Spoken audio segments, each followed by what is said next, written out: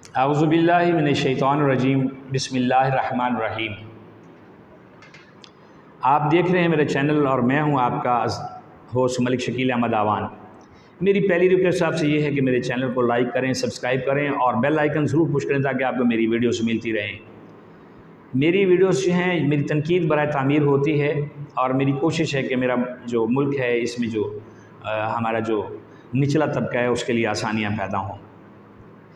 आज मैं आपको एक ऐसी कहानी सुनाने लगा हूँ, मेरा ख़्याल है कि हर पाकिस्तानी जो है जो जी शऊर है वो ज़रूर इस को देखेगा और इसको फॉरवर्ड करेगा, शायद क्योंकि इसका मामला इंसानियत से है।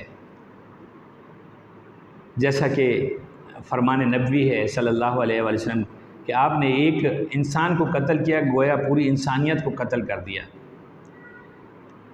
मेरा जो मौजू है वो डिस्ट्रिक्ट हेडकोार्टर हॉस्पिटल शेखोपुरा है। डिस्ट्रिक्ट हेडकोार्टर अस्पताल जो शेखोपुरा है ये करप्शन का गढ़ बन चुका हुआ है। इसमें मुख्तलिफ़ किस्म के लोग जो हैं उन्होंने अपनी इजारादारी की हुई है। अमला जो है वो बुरी तरह इंसानी ज़िंदगियों के साथ खेल रहा है। मैं अभी कुछ डॉक्यूमेंट्स भी आपको दिखाऊंगा, शेयर करूंगा।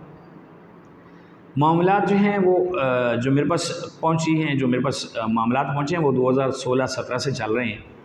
कई लोगों ने, शायरियों ने दरख्वास्तें भी दी हैं लेकिन वहाँ पे कोई उनकी सुनवाई नहीं हुई। मेरे पास एक ऐसा जो है वो इनका डॉक्यूमेंट मेरे पास पहुंचा है कि एक कंप्यूटर जो है वो उसकी सिर्फ सर्विस पे तकरीबन पौने 2 लाख रुपया खर्च हो गया है, सिर्फ एक कंप्यूटर पे। बाकियों पे कितना खर्च हुआ होगा। ये ऐसे नहीं हो जाता। कोई कंपनी फ्रॉड नहीं होती है, कोई बंदा फ्रॉड नहीं होता है, कोई बंदा गलत नहीं होता है जब तक कि एक गैंग पूरी गलत ना हो। सबका जो MS थे, आई थिंक उनका नाम यूनुस साहब था, उनके ख़िलाफ़ भी इंक्वायरियाँ पेंडिंग पड़ी हुई हैं। फिर जो उनके बाद उनके आने वाले जो MS हज़रात हैं उनके ख़िलाफ़ पड़ी हुई हैं। हालिया एक बड़े जो है ना वो बुज़ुर्ग जो MS गुज़रे यहाँ से बादशाह माशाल्लाह, वो बहुत खूबसूरत जो है वो चेहरे वाले, उनके दौर में तो रिकॉर्ड ही टूट गए हैं। मेरा जो इशारा है वो डॉक्टर अज़हर अमीन की तरफ है।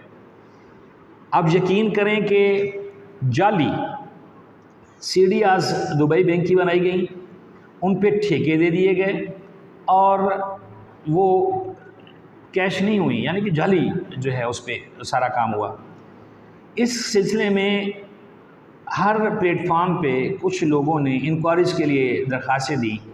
जब मैंने पता किया सेक्रेटरी हेल्थ के ऑफिस में जाके मुझे मालूम हुआ कि वहाँ पे आके कोई गड़बड़ हो जाती है, वहाँ पे कोई ऐसा कुआं है, वहाँ पे चीज़ें जाके गिर जाती हैं। क्या अल्लाह के हजूर पेश नहीं होना हजूर वाला आप लोगों ने?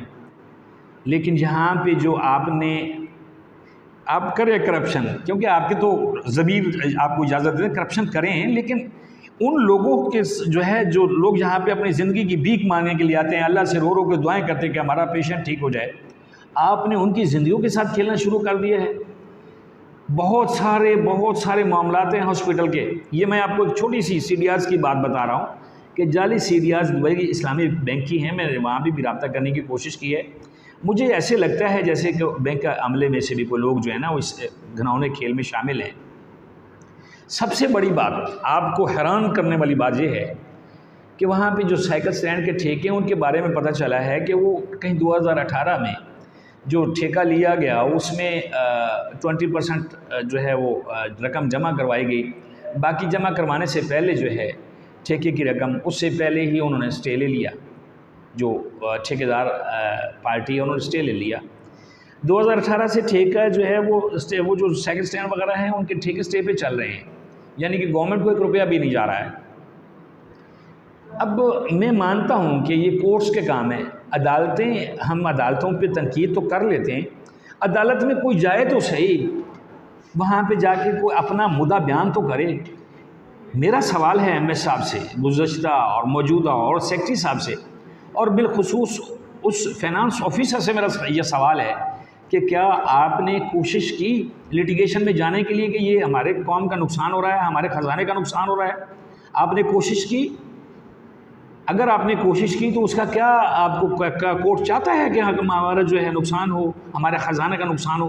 कोई अदालत मैं नहीं समझता, मेरा ज़मीर नहीं समझता है कि कोई अदालत ऐसी भी है जो अपने मुल्क के नुकसान के लिए काम करे या कोई फ़ैसला दे दे, मैं नहीं समझता हूँ। लेकिन वहाँ पे जाने वाला मुझे कोई रास्ता नज़र नहीं आया कि कोई किसी ने दिलचस्पी ली हो। क्या वो जो लिटिगेशन ऑफिसर्स भर्ती करके रखे हुए हैं, जिन लोगों को आप भारी तनख्वाहें दे रहे हैं, वो इतना काम भी नहीं कर सकते? लेकिन पीछे कोई अगर पुशअप करने वाला हो तब ना। लिटिगेशन अफसर क्या करेगा जब मुतल्लिका अफसर ही नहीं लिख के भेजेगा कि हमारा नुकसान हो रहा है? मौजूदा एमएस साहब से जब इस बारे में रब्ता किया गया तो मौजूदा एमएस साहब जो हैं वो बिल्कुल अपने परों पे पानी नहीं आने देते, वो बहुत स्मार्ट आदमी हैं। उन्होंने तो दुबई इस्लामिक बैंक को भी सीरियास की जो है सच्चाई उसके लिए नहीं लिखा। क्यों कि इस वक्त फिर करोड़ों रुपए के टेंडर्स हो रहे हैं, करोड़ों रुपए के ठेके दिए जाने हैं उन्हीं जाली कंपनियों को, उन्हीं जाली तरीक़ों से दिए जाने हैं जिसमें किकबैक्स आने हैं। ये हमारे एक डिस्ट्रिक्ट के एक अस्पताल की कहानी है। अगर इस कहानी पे सर्च की जाए तो हर ज़िले के अंदर ऐसी ही कहानी मौजूद है।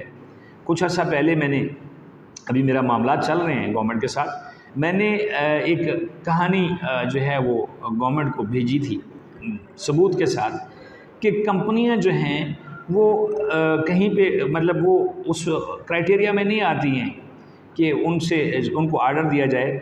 और हमारे जो डीजी हेल्थ के ऑफिस है वहाँ पे ऐसी बेज़ाब्तियाँ पंजाब में हुई हैं कि वहाँ उन कंपनियों से, जो कंपनियाँ बाद दूसरे सूबों में या दूसरे कहीं जगह पे पिट जाती हैं, जिनको कहा जाता है कि इनका माल नाकिस है, इनका जो रेट ज़्यादा है, और हमारे डीजी हेल्थ के ऑफिस में और हमारे जो कर्ता धर्ता हैं वो उन चीज़ों को ख़रीदते रहे हैं, ठेके देते रहे हैं।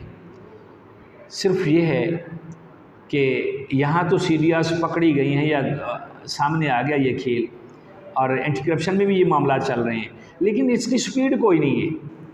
क्योंकि मेरे ख़्याल में जो कर्ता धर्ता लोग हैं उन तक लिफाफे पहुँच जाते हैं, और उन लिफाफों में से कभी गाड़ी निकल आती है, कभी बाइक निकल आता है, कभी बड़ा कुछ निकलता है। यही वजह है कि हमारे मुल्क में करप्शन ख़त्म नहीं हो रही है। क्या इस सिलसिले में एमएस साहब का और जो हमारे अफसरान हैं या जो कर्ता धर्ता हैं, जहाँ जहाँ उन्होंने इन फाइल्स को फ्रीज़ करके रखा हुआ है, क्या उन तक भी कोई अल्लाह ताला फरिश्ता भेजेंगे कि इंसान बन जाओ? मुझे नहीं लगता, क्योंकि हर जगह पे वो हर शाख पे उल्लू बैठा है, वो निज़ाम चल रहा है। मैं अभी एक वाक़या पढ़ रहा था कि एक बादशाह जो है उसने सोचा कि मैं बूढ़ा हो गया तो मैं अपने बेटे को बादशाही दे दूं। तो उसने अपने बेटे को बुला के और कहा कि तुम ना अपने मुल्क के जो है ना वो सैर करो, आम आदमी के रूप में आम आदमी का रूप धारो और जाओ और देखो अवाम को के मामलात को देखो। वो और शहज़ादी दोनों जो हैं वो घोड़ों पे बैठ गए, वो मुख्तलिफ़ इलाकों में जाते रहे। वो जहाँ जाते मुल्क सब्ज़ शदाब खुशहाल आबादी बादशाह की तारीफ़ें। एक दिन ना वो कुछ जब अपने विज़िट पे भी चल रहे थे तो एक दिन वो एक सहरा में से गुज़रे, एक उजाड़ जगह नगरी में से गुज़रे, तो वहाँ पे उन्हें उल्लू के बोलने की, चिचराने की आवाज़ें आईं। तो वो थोड़ा आगे गए तो एक आबादी नज़र आई। आबादी में एक भले मानस से उन्होंने पूछा कि मेरे भाई यहाँ पे क्या मामला है, बड़ी गंदगी है और उल्लू बोल रहे हैं, और यहाँ पे बड़ी अजीबोगरीब जो है वो एक दिल दहला देने वाली जो है पोजीशन बनी हुई सिचुएशन है। तो वो मुस्कुराया और उसने कहा मैं आपको सैर कराता हूँ। वो एक बिल्डिंग देखी तो वहाँ पे उसने पूछा कि ये बिल्डिंग, उन्होंने कहा कि ये बिल्डिंग जो है ना यहाँ की अदालत है, यहाँ पे हमारे इलाके का मनसब बैठता है। वो उसकी सैर के लिए उनको ले गया। वहाँ पे कुछ मतलब राहदारियों से गुजरते हुए जब वो मनसब के सामने पहुँचे, दो बंदे और उनके साथ शामिल हो गए, वो मकामी आदमी के साथ, क्योंकि बादशाह शहज़ादा भी खूबसूरत था, शहज़ादी भी खूबसूरत थी। तो दो बंदे वहाँ पे शामिल हो गए। तो जब मनसब सीट पे बैठा तो वो जो शहरी, जो पहली बार वो देहाती मिला शहज़ादे को, उसने कहा कि जनाब जी एक परदेसी आदमी है और ये लड़की मेरी बीवी है, ये इस पे कब्ज़ा कर लिया इसने और ये छोड़ता नहीं है। वो शहज़ादा परेशान हो गया कि शहज़ादी तो मेरे साथ थी। लो जी, वो जो दो लोग उनके साथ मिले थे उन्होंने भी उसके हक़ में, वो देहाती के हक़ में गवाही दे दी कि ये ऐसा ही मामला है।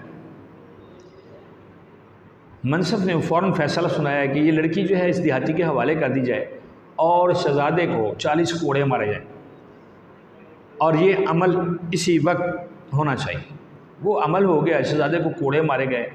शहज़ादा जो है वो बाहर जब ज़ख्मी हो के कोड़े खा के बाहर निकला तो उसने जब वो चल रहा था तो किसी ने पूछा कि शहज़ादे, उस मतलब शहज़ादा तो रूप बदला हुआ था।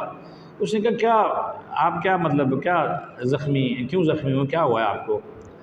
तो उसने कहा मेरे भाई, जब जहाँ पे इंसाफ ऐसा हो तो वहाँ उल्लू ही बोलते हैं, और मैं उल्लुओं के बारे में पूछने के लिए गया था।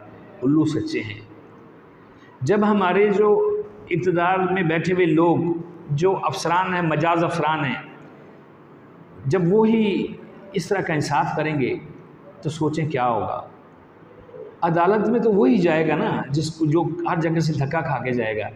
अदालत में जाने के लिए ये इस तरह के जो माफियाज होते हैं वो किसी को नहीं छोड़ते हैं, वो पर्चे करवा देते हैं, टांगें तोड़वा देते हैं, बड़ा कुछ करते हैं।